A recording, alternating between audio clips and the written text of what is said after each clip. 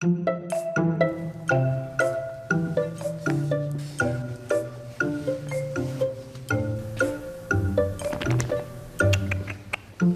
a full-time kangaroo carer. Hello, hello.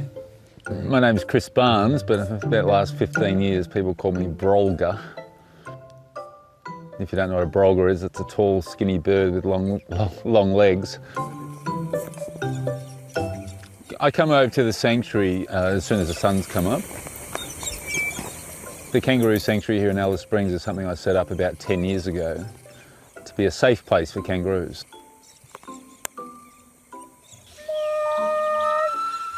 I loved watching Skippy, so it was actually a dream as a young kid to have a pet kangaroo. And as I got older and became a teenager, when I was about 17, I became a zookeeper. And at about the same time, I started looking after orphan kangaroos. And I just fell in love with it. Many years ago, I had raised some kangaroos, and I had a couple of them that were just too tame. They'd hang off your leg. And I had another 4 that were injured, and the injuries would have prevented them outrunning the dingo. So returning them to the wild was a real concern. It's like, you know, the poor things are not going to survive out there. So this is why I built this place. So we've always got a place for any animal, if it can't go back to the bush, it can come live here. The idea is not to build a zoo, but just to build one massive area for kangaroos, so they've got the next best thing to the wild, yet there's a big fence hidden in the distance that keeps out the dingoes. I met Chris when he started working at Centre Bush Bus where I work. He was a detailer. Hey? Yeah. I'll let the Joeys in now. And he was a pretty rough guy. He was very tall and lanky and pretty dirty. He used to bring his little Joeys into work. Who wants a bottle? Do you want a bottle? Of course, you bring baby Joeys into work. It's very, very, very cute. So, yeah, but he was a very lovely guy, always loving and always checking on the Joeys and making sure that they came first. When I was 17, I actually drove past a dead wallaby up in Broome in Western Australia. And the Joey's head was sticking out of the dead mother's pocket. So it was actually watching me drive past like a little puppet. And so I pulled it out and took it back to the zoo and we raised it up. And then over the years, I've rescued lots of Joeys. Whenever I see a dead kangaroo on the street, always get out and check the pouch.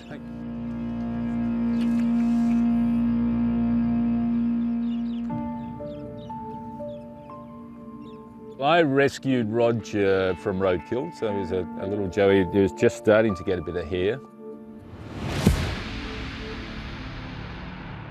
The longer he stayed with me and the bigger he got, well then he started looking at me as like a challenger.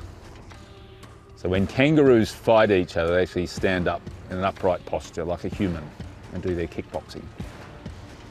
As us humans stand upright, you get near a big male standing upright, he misunderstands your posture and he thinks you're challenging him. Brolga's morning patrol is almost over. There's just one last roo to check on. Roger.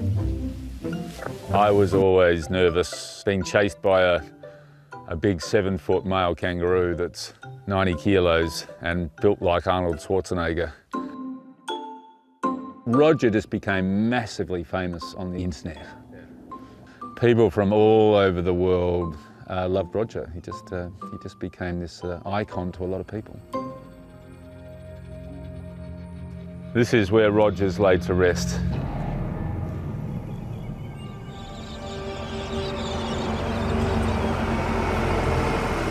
So we do sunset tours 4 nights a week, and the funds raised from our tours is what funds the sanctuary. A lot of people think that there's government funding for things like this. There's not. Yeah, you're on your own. You've got to make it work. Now, currently I'm looking after 12 babies. In this bag, waiting very patiently, is one of them. Hey, Rose.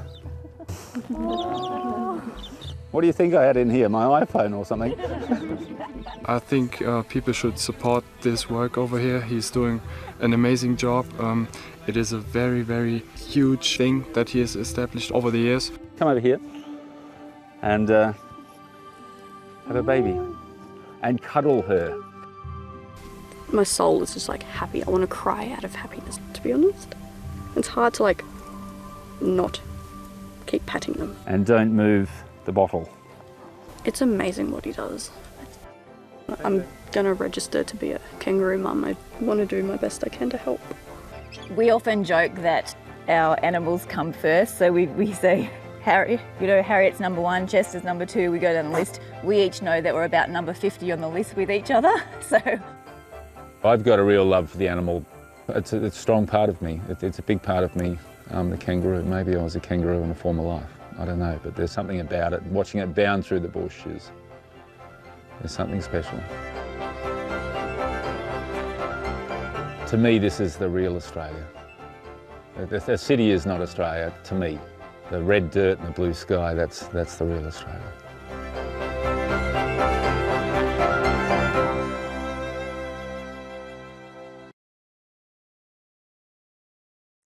Hi, I'm Lee Sales. Thanks for watching this story. If you'd like to watch more of 7:30's stories, they are on the left of your screen. And tap on the button below to subscribe and get the latest from ABC News.